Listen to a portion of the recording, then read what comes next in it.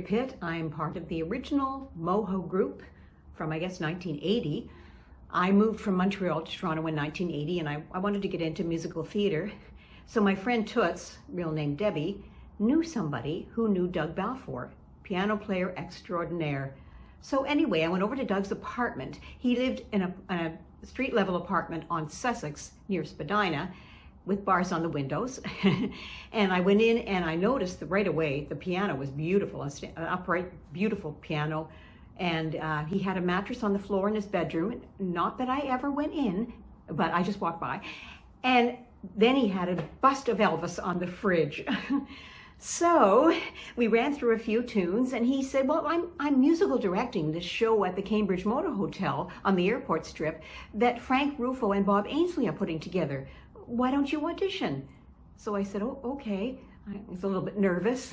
So I went to my audition, and I even remember what I wore. I wore brown cords and a blue peasant blouse, and I had my long hair, and I think I curled it. And anyway, I thought I looked pretty spiffy.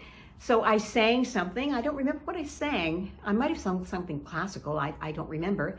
But then when it was over, I guess Frank liked it because he asked me to do a box step. And I went, oh. He guided me through the box step, and I thought, oh boy, I so don't have this job. I got the job. And the rest was history with Ted Pearson, Isoon Basharan, Kimberly Timlock, Karen McDonald, David Gale, Elise Dewsbury, and we did the Gay 90s show. And we each had pre-show numbers. I sang a little ditty from Deflator Mouse in English. And Elise Dewsbury and I had a beautiful duet that Doug arranged. And I've had lifelong friendships since then with everyone. So it's been great. And here's another little story from those days at the Moho. We were doing the 20s show, I think. Bob Ainsley choreographed it. Boy, oh boy, it was tough. Anyway, Bob Ainsley was having a birthday. And everybody knew how incredibly shy I was, really shy. So they asked Bob, what would you like for your birthday? So without hesitation, he said, Mary Pitt's tits on a tray with lettuce and strawberries. Well, the die was cast. So anyway, I was very nervous, but I thought, well, I've got to go through with it. So on his birthday, after the show, Alan Wilby, who was in the show, he's also in the first show. Alan Wilby was one of the originals. He helped me get everything together. So we went up to this motel room that the motel had kept for the cast. And I went into the bathroom, and I stripped my waist. So nervous. Alan Wilby gave me a glass, probably a brandy, straight brandy. I'm now down that to give me a little courage. I got the tray. Alan Wilby had put the tray, the lettuce and the strawberries, and I put the girls up on the tray, and the door opened, and I thought Bob was going to have a heart attack right there. He laughed so hard. Anyway, the moment was over. The door shut. I got dressed.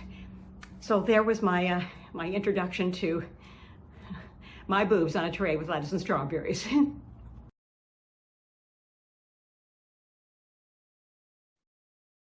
Hi, I'm Freddie Pitt, and I'm going to give you some recollections from the Moho, which was what we lovingly call the Cambridge Motor Hotel Showplace Dinner Theater that was open in the 80s, maybe early 90s. And I acted there for one show. I can't remember exactly what year it was, but I was in Annie Get Your Gun. And just out of school, just starting off, decided that I would like to become an actor and do some singing. And two of my sisters, Theresa and Mary, had already performed there in different shows. So I knew Frank Ruffo, who was the artistic director, and I went and auditioned for Frank and just did a horrible job, and he hired me anyways. So it was a really neat place to work, a dinner theater where the actors were also the waiters. And that created some interesting situations because everybody was a really good actor, but some were just trying to figure out how to be waiters. So we would go, and the place was open 4 nights a week. The good thing about being a waiter is that you got tipped. So we were getting paid to be actors, really sort of a little bit of money, not a ton. And then we had tips though. So it was a really good gig. And I know during the week I would take acting classes and singing classes and do other things and maybe pick up some other part-time work. So not bad. It was I really appreciated that job. But we would show up and set the place up for dinner. And then all the guests would show up and we would actually serve them. So each of us would have a section. I think there were about 7 of us in Annie Get Your Gun. And we would serve drinks and then, you know, appetizers, salads, main course, dessert. And then after dessert, we would all run backstage, take off our waiters' outfits and put on our costumes for the show. So I can't even tell you who I was in the show because it was so culturally inappropriate that I can't even go there. So anyways, I was just in the show and we would go on stage. The stage was about 20 feet by 10 feet. This little stage, we had a piano player who was our orchestra. And we did a little cut down version, I guess, of Annie Get Your Gun. But we did dancing and singing. You know, the choreography was really interesting.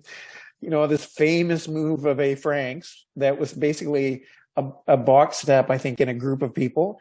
And it was sort of a cluster of people. And it ended up being called a clusterfuck. And if I say that to anybody from the Moho, they're going to instantly know what that move was. Because I'm pretty sure that move was in every single show at the Moho. We're just all on stage and they're all clusterfucky together. So that was my introduction to choreography, high-level choreography. So we did the show. During the show, we would be backstage working our bills because we had to add up our bills and then total them because we were going to give them to the guests after the show. So when the show is over with, we run backstage, change back into our waiters' outfits, and then back out into the restaurant to give the bills to folks. And they were off on their way, and then we just cleaned up after that. But what a fantastic place to work. Such great friends from there that I still am in contact with all these years later. And so many of us are in touch with each other. And, you know, there's a Facebook group and we've had a couple of reunions and what a fun place to work. So that is, has been a treasured part of my life to have been able to do that show and make those connections. Really lovely place to have ended up working at the Moho Dinner Theater out at Martin Grove and Dixon Road. Not easy to get to on transit, by the way, as a starving artist. But sometimes I was lucky to get a lift with some friends. So it was all good. So those are some of my recollections from the Moho.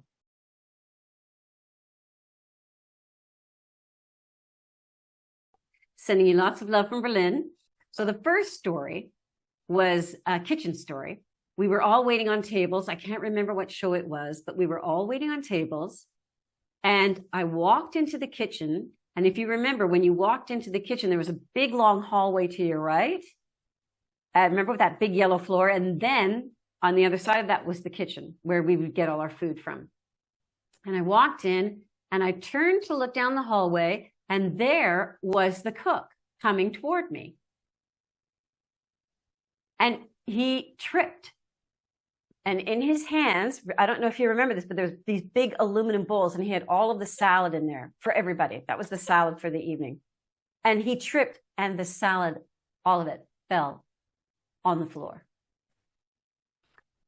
And he looked at me and I looked at him and he just said, "This is all the salad we have." And I just looked at him and I said, "I saw nothing."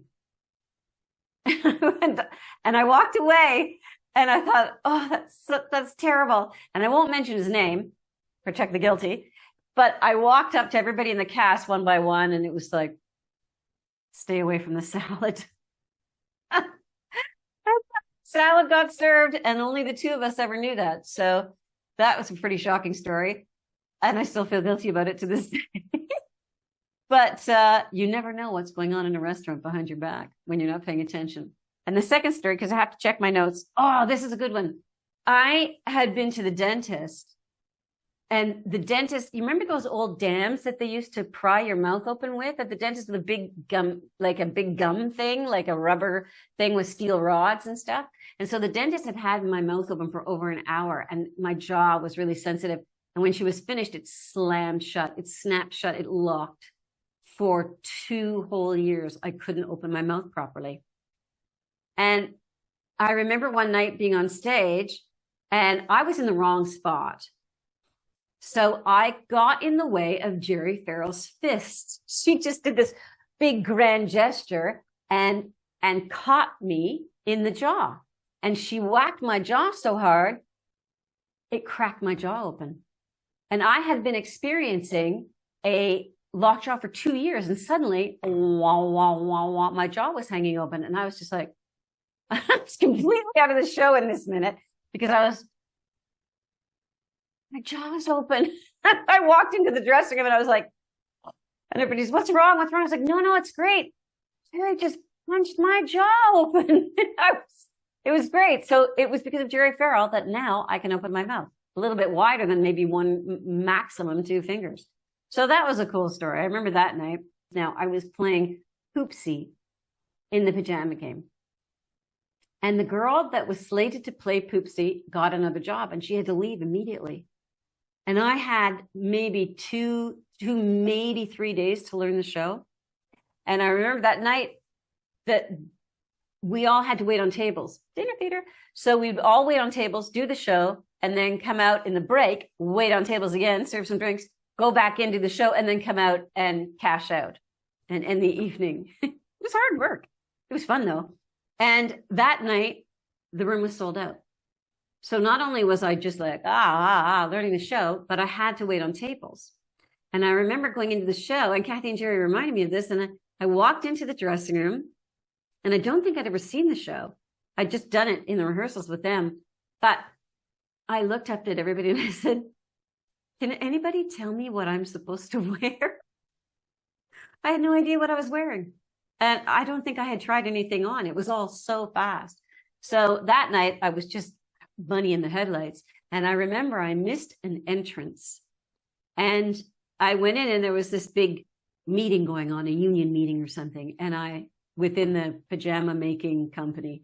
And I walked in and somebody said, Poopsie, you're late. And I said, who moved the department to another floor? Because I was just I had no idea where I was. So that's like just, filling in at the last minute and getting it together. However, the show must go on. That was a fun one. That was a really fun show too. And then the other story, I remember Kathy and Jerry reminded me about this. And I remember I got diagnosed with the measles one night. And I couldn't go on because we didn't know what kind they were. And it's dangerous if you have the wrong kind. So if you have like German measles and you're around people, especially pregnant women, it's very bad. So Kathy called Frank Rufo, who is the director of the show and created the shows, and he had to go on for me. So Bianca, and he's this really swarthy, hairy Italian guy playing Bianca. And I don't know what he wore for a costume, but it was, Shakespearean costumes and stuff some of the times on the stage. And I hope somebody has a picture of that somewhere. And if anyone's listening and you do have a picture, please send it to me because I really, really would like to see a picture of Frank Rufo playing Bianca in Kiss Me, Kate. That's historic. That is historic. What else? Let me check my notes. Oh yeah. We'll end with this one because this is a good one. We were doing, what's the name of the show? Gypsy. And my sister Mary was playing Tessitura and I was playing Electra. And so that night, our parents, because they came to see every show that we did, and so they came to see the show. On that very night, I had a costume. So in the show, I had a costume that lit up, the lights went out, and I would sing, but I do it with a switch. And then I'd click on the switch, the lights would go out, and my bits lit up. All of my bits.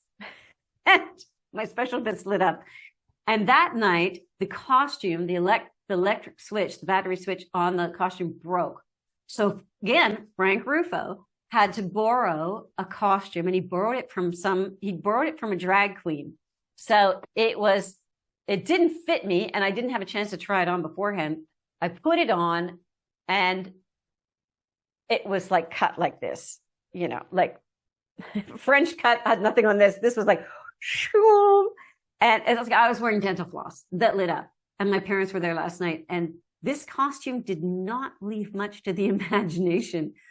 So not only did my bits light up, but my bits were hanging out everywhere because the costume didn't fit. And my dad was there. And he was not impressed. Why, of all the nights, did they have to come and see the show that night? And I'll never forget that. And he couldn't even speak. He couldn't speak to me afterwards. He was so shocked and disappointed. And I think he wanted to kill Frank too. But so those are my stories from the Cambridge Motor Hotel. There's so many stories about parties and things, outrageous behavior. And, but I think we should save that for another day, don't you?